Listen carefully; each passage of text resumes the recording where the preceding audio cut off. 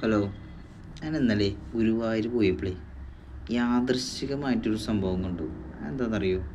ഒരു വീൽ ചെയറിൽ ഒരു ഫാമിലി, ഒരു ഒരു ഒരു ഒരു ചേട്ടൻ വീൽ ചെയറിൽ, ആളുടെ മോനുണ്ട്, ആളുടെ അമ്മയും പിന്നെ വൈഫും കാര്യങ്ങളൊക്കെ ആയിട്ട് ഇങ്ങനെ പോവുക. ഇത് അമ്പലനടയിൽ വിളിച്ചിട്ട്.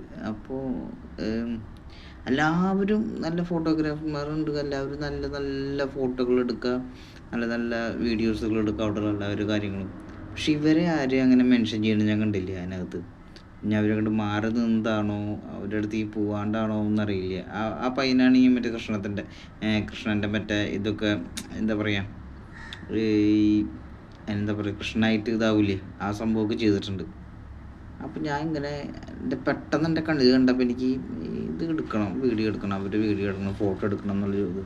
ഞാൻ ഒരു നടന്നു പോയി. എന്നിട്ട് പിന്നാലെ പോയി ഞാൻ അവരോട് ചോദിച്ചു, ഞാൻ ഫോട്ടോ ഒന്ന് എടുത്തോട്ടെ, അല്ലെങ്കിൽ ഞാൻ വീഡിയോ എടുത്തോട്ടെ. അപ്പോൾ എടുത്തോളൂ മോനെ എന്ന് പറഞ്ഞു. ഞാനൊരു അധികമൊന്നുമില്ല, ഒരു 5-6 മിനിറ്റ് വെറുതെ ഒരു വീഡിയോ എടുത്തു. അങ്ങനെ എടുത്തിട്ട് അവർ പോയി. അവരങ്ങോട്ട് നടന്നു. അയ്യോ, ഞാൻ അവരോട് പെർമിഷൻ ചോദിച്ചില്ല.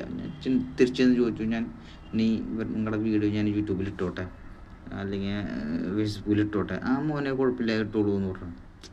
ഞാൻ പറഞ്ഞു എന്താണെന്ന് വെച്ച് കഴിഞ്ഞാൽ, നമ്മൾ കാണാൻ ഭംഗിയുള്ള അല്ലെങ്കിൽ വൃത്തിയുള്ള ആൾക്കാരൊക്കെ ഫോട്ടോ എടുക്കുന്നതിൻ്റെ ഇടയ്ക്ക് ഇതുപോലുള്ള ഈ പാവങ്ങൾ മീൻസ് ഞാൻ പറയുന്നത്, അവർ ചിലപ്പോൾ അവരവസ്ഥ കൊണ്ടായിരിക്കാം, അവരുടെ ഇത് കൊണ്ടായിരിക്കാം, അവർക്കൊക്കെ അങ്ങനെയൊക്കെ ചെയ്യുന്നതൊക്കെ ഭയങ്കര ഹാപ്പിനെസ്സാണ്, ഭയങ്കര സന്തോഷമാണ്. ഞാൻ ആ വീഡിയോ എടുക്കുന്ന സമയത്ത് ആ ചേട്ടൻ്റെ ഒരു സന്തോഷം ഫേസിൽ ഞാൻ കണ്ടു. അതുപോലെ